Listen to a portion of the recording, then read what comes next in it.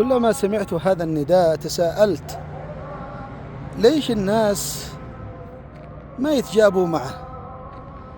ليش الناس ما يستمعوا لهذا النداء ويأتون إلى المساجد؟ أتعجب كثيرا أن المساجد تكاد أن تكون خالية إلا في رمضان. ما هي الأسباب يا ترى؟ ألهذه الدرجة الشيطان استحوذ علينا، أم أنفسنا غلبتنا، أم هوانا، أم الدنيا، أم أصحاب السوء؟ كم وكم هي الموانع، لكن ألهذه الدرجة ما استطعنا أن نمسك أنفسنا بزمامها ونأخذها إلى بيوت الله عند سماع هذا النداء. لا إله إلا الله، ما أكسى قلوبنا. أقسم بالله يا أحباب الكرام أن من أتى إلى المساجد